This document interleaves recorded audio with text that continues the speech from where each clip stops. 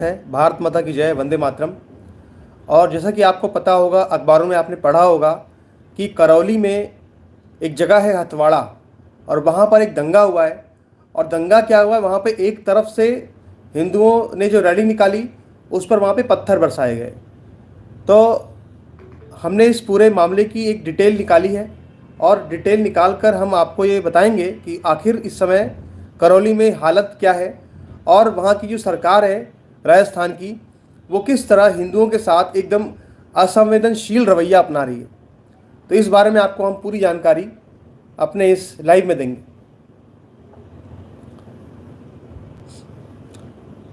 तो करौली में हिंदुओं को लगातार प्रताड़ित किया जा रहा है।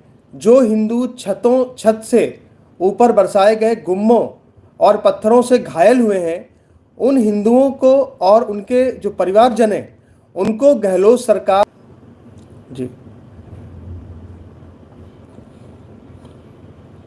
हमने इस संबंध में करौली के लोगों से बात करके सारे तथ्य निकाले हैं, और पूरी बात हमने समझने की कोशिश की है कि आखिर वहाँ पे हुआ क्या था। तो करौली के हथवाड़ा में नव संवत्सर के मौके पर हिंदुओं ने एक बाइक रैली निकाली थी। लेकिन जब ये बाइक रैली हथवाड़ा बाज़ार पहुंची, और बाज़ार जो है वो लगभग 1 किलोमीटर लंबा है हथवाड़ा में, और जब आधी रैली बाज़ार की संकरी गलियों से लगभग पार हो गई और आधी बाज़ार के अंदर ही बची, तभी मस्जिद और आसपास जो वहाँ मुस्लिम घर थे, उनके छतों से वहाँ पे हिंदुओं के ऊपर गुम्मे और पत्थर बरसने शुरू हो गए। लगभग शाम को 4 बजे रैली निकली थी, और लगभग शाम को 5 बजे जो पत्थरबाजी है वो शुरू हुई। और वहाँ पे जो मुस्लिम उपद्रवी थे, उन्होंने वहाँ पे जो हिंदुओं की बाइक्स वगैरह थी, जो गाड़ियाँ थी, उनमें वहाँ पे आग लगा दी।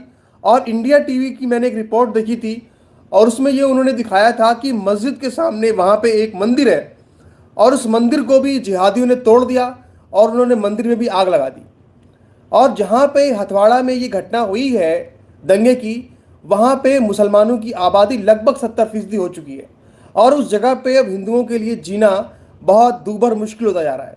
और ये जो हथवाड़ा बाज़ार है, अगर आपको पूरी इसकी हम हिस्ट्री समझाएं, तो इसका जो मूल नाम था, संस्कृत नाम, वो था सतवाड़ा बाज़ार। क्योंकि यहाँ पे ना 7 दिनों तक बाज़ार लगा करती थी, लेकिन बाद में बिगड़ कर इसका नाम जो है वो, चूंकि साकोहा बोलते थे, तो उस सतवाड़ा को हथवाड़ा बोलने लगे, वो ये बाज़ार बन गई। यहाँ पहले सारी आबादी हिंदुओं की थी हथवाड़ा में, लेकिन यहाँ पे कुछ लोग मुगलों के ज़माने में जबरन इस्लाम उनको मुसलमान बनाया गया था। और इसके बाद धीरे धीरे इस पूरे इलाके का ऐसा इस्लामीकरण हुआ कि वहाँ से हिंदुओं को ही पलायन करना पड़ा।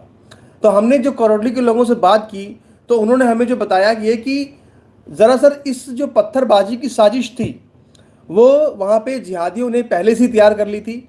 और वहाँ पे जितनी भी सारी दुकानें थी मुसलमानों की, वो सब दुकानें उस दिन दोपहर में 1 बजे मतलब असामान्य रूप से वहाँ पे बंद कर दी गई थी। वहाँ पे जितने भी ऑटो चालक थे, सारे के सारे जो मुसलमान थे, उन्होंने उन्होंने भी असामान्य रूप से, यानी अचानक से, उन्होंने भी दोपहर 1 बजे के करीब अपने सारे ऑटो सर्विस वहाँ बंद कर दी थी। यानी उनको पता था कि अब हमको बवाल करना है आज के दिन, और इसीलिए उन्होंने पहले अपनी दुकानें और ऑटो बंद कर दिए थे। अच्छा, एक बात और भी नोट करने वाली है कि जिन मुसलमानों ने, जिहादियों ने पत्थरबाजी की है, वो ज़्यादातर जितने भी हैं सब गरीब हैं और दुकानदार टाइप के लोग थे, जिनका बांस का, लकड़ी का काम था। और इन लोगों ने हमला करने के लिए वहाँ पे पत्थर पहले से इकट्ठे कर लिए थे, और इसलिए ये बिल्कुल तय बात है कि यहाँ पर पहले से ये साजिश रची गई थी कि यहाँ पे अब हमला करना है 1 अप्रैल के दिन। तो रैली की इजाज़त भी एसडीएम की तरफ से ली गई थी। यानी ऐसा नहीं कि हिंदुओं ने इजाज़त नहीं ली थी रैली की इजाज़त भी ली गई थी हिंदुओं ने। और पुलिस की एक गाड़ी भी उस रैली के साथ में थी।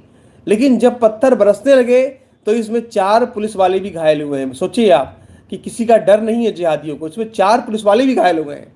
और कुल 50 लोग जो है इसमें घायल हुए थे। ज़्यादातर सारे के सारे लोग हिंदू हैं जो घायल हुए हैं। इन सभी को अस्पतालों में भर्ती कराया गया था, और 27 लोगों को तो फौरन, जो घायल थे, उनको मरहम पट्टी करके घर भेज दिया गया। लेकिन जो 2 हिंदू युवक हैं, उनकी हालत अभी भी बहुत गंभीर बनी हुई है, और उनको जो है जयपुर के एक अस्पताल में भर्ती करवाया गया है। तो ये करौली में पहली बार कोई दंगा नहीं हुआ है। इससे पहले करौली में 3 बार दंगा, ये करौली में तीसरी बार दंगा हुआ है।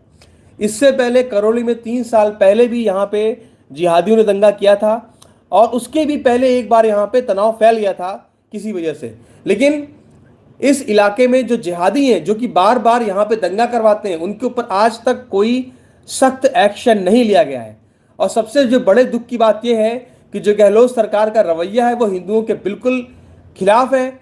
और दुख की बात यह है कि जिन घायल हिंदुओं को हिंदुओं ने अस्पताल में भर्ती करवाया, यानी उन मदद करने वाले हिंदुओं को भी गहलोत सरकार की पुलिस उठा रही है। और इसके अलावा जो भी घायलों के परिजन हैं, घायलों के रिश्तेदार हैं, वो जब मिलने जा रहे हैं अस्पताल में, घायलों का हाल जानने जा रहे हैं, तो उनको भी पुलिस डरा धमका रही, उनसे पूछताछ कर रही, उनको गिरफ्तार कर रही है।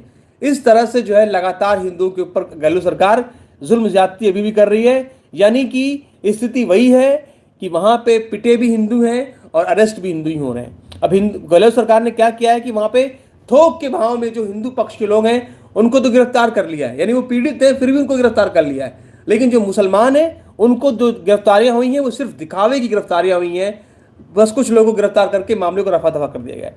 जबकि जो दंगे की शुरुआत थी वो किसने की, ये पूरी दुनिया जान रही है। और ये जो खुली छूट दी गई है, इसकी वजह से किस तरह से पूरे राजस्थान में जो अर्थव्यवस्था, जो कानून व्यवस्था है वो बिगड़ गई है, इसके बारे में किसी से आज छुपा नहीं है। वहां पे स्थिति बहुत बुरी है। लगातार वहां पे हिंदुओं को प्रताड़ित किया जा रहा है। और सबसे बड़ी बात, जो दुख की बात यह है, जो कि मैं आपसे कहना चाहता हूं कि कम से कम जो हिंदू वहां पे घायल हुए, दंगों में परेशान हुए, अगर मान लीजिए उनकी मदद करने के लिए कोई आगे आ रहा है, कोई हिंदू उनकी मदद कर रहा है, तो उसको भी जो गहलोत सरकार है वो टॉर्चर कर रही है। तो आपसे यही गुजारिश है कि ये जो इस तरह की सरकारें हैं, इनके खिलाफ प्रोटेस्ट कीजिए, इनको उखाड़ के फेंक दीजिए, ताकि जो एक करौली है ये कश्मीर न बन पाए। तो इस वीडियो में इतना ही। आपसे अनुरोध है कि अगर आपको ये वीडियो पसंद आया तो आप ज़रूर इसको लाइक, सब्सक्राइब करें और बेल आइकन ज़रूर दबाएं। नमस्कार, भारत माता की जय, वंदे मातरम, जय श्री राम।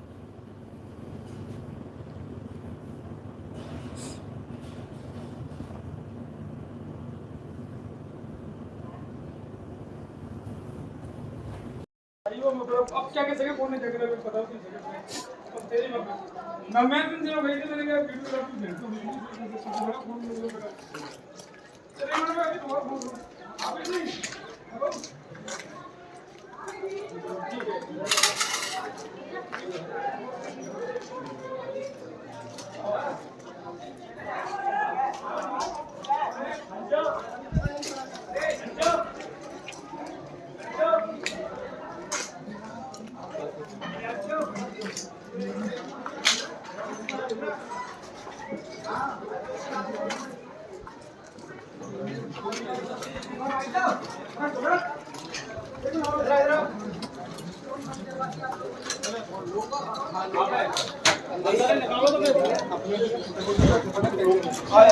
निकालना बाहर।